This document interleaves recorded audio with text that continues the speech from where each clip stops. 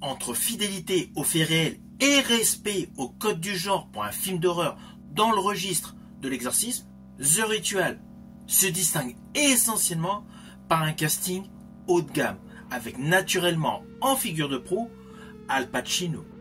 Mais in fine, est-ce que le film vaut réellement le coup ou tout simplement est-ce qu'il est innovateur? Naturellement, nous allons voir cela ensemble.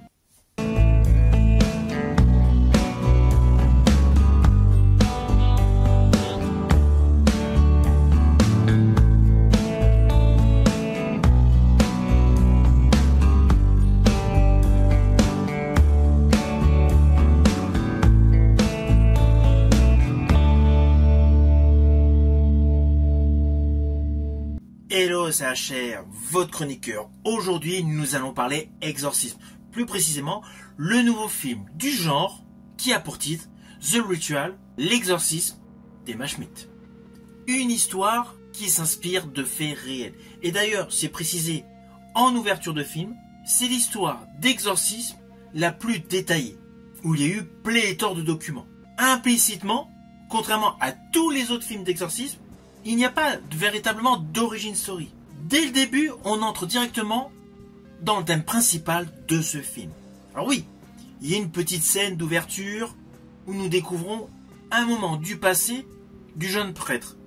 Mais assez rapidement, la jeune femme Emma Schmidt arrive justement dans la paroisse pour y subir un exorcisme. Exorcisme mis en œuvre principalement par le prêtre interprété par Al Pacino. C'est une guerre et nous sommes l'armée de notre Seigneur. Alors ne vous inquiétez pas, je n'irai pas plus loin sur les lignes scénaristiques, car in fine, le film se concentre essentiellement sur l'exorcisme.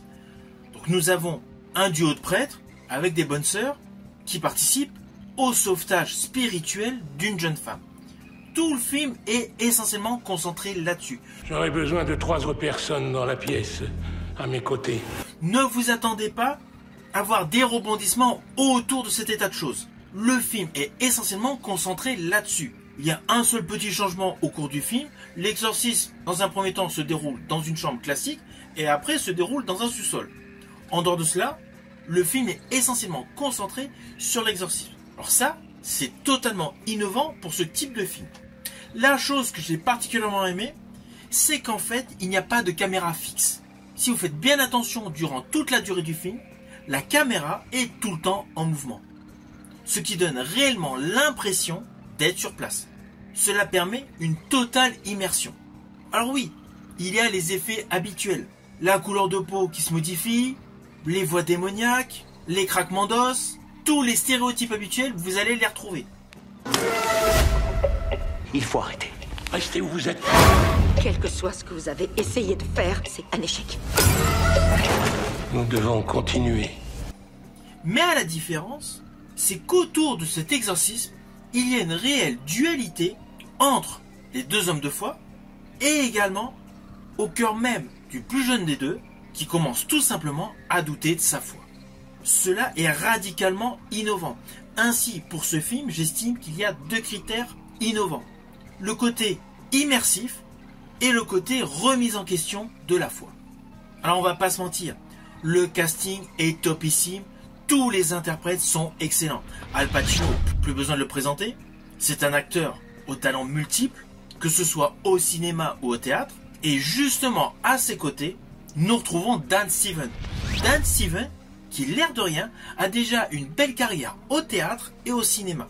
Ah oui, il a eu quelques rôles plutôt légers, je pense à La Belle et la Bête version Disney, mais moi perso, je l'avais largement apprécié dans le thriller horrifique The Rental. Par ailleurs, dernièrement, il a également joué dans un autre film horrifique, c'était le film de vampire Abigail. Son jeu est totalement crédible. Sa prestation est topissime. Aux prestations de très bonne qualité de ce film se rajoute un contexte historique et respectueux. Vous allez vous en rendre compte, c'est indéniable. Le film reste essentiellement fidèle au contexte historique, ce qui implicitement apporte une approche totalement différente de tous les films où il y a des exorcismes. Sans oublier que la réalisation de Midel apporte de l'authenticité. Au fur et à mesure qu'on avance dans les phases d'exorcisme, on ressent pleinement la souffrance, l'humanité de la victime, c'est-à-dire Emma Schmidt. Il y a un réel travail de mise en scène. Car on va pas se mentir, vous allez vous en rendre compte assez rapidement, le budget n'est pas conséquent. C'est un budget assez modeste. Mais cela suffit. Cela suffit à donner une réelle tension scénaristique du début jusqu'à la fin. Alors oui, contrairement à des films comme Conjuring ou la saga originelle des Exorcistes, c'est moins spectaculaire. Ce film est beaucoup plus intimiste. Mais justement, il joue la carte de l'authenticité, de la réalité.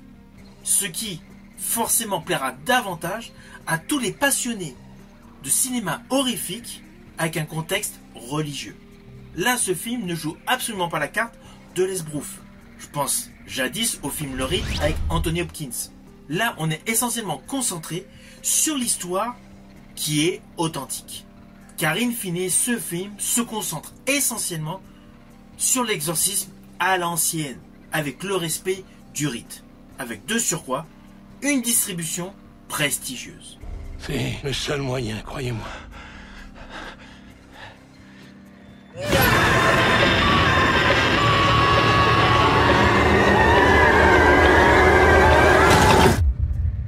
Alors au final, naturellement, c'est un film que je vous invite à découvrir. Chaque plan séquence est une réussite. Le fait d'avoir une caméra tout le temps en mouvement permet une totale immersion. Et pour ma part, c'était un réel plaisir de retrouver sur grand écran au cinéma Al Pacino. Je fais partie des gens qui apprécient la filmographie d'Al Pacino. En ce qui me concerne, c'est vraiment le point principal que j'ai préféré dans ce film, le retrouver. En plus, dans un registre où on ne l'avait jamais vu. Si vous avez l'intention d'aller voir ce film, n'hésitez surtout pas à me le mettre en commentaire. Et surtout, une fois que vous l'aurez vu, pensez à revenir sur ma chaîne, tout simplement pour m'exprimer ce que vous en avez pensé. Je vous dis à bientôt pour une prochaine vidéo.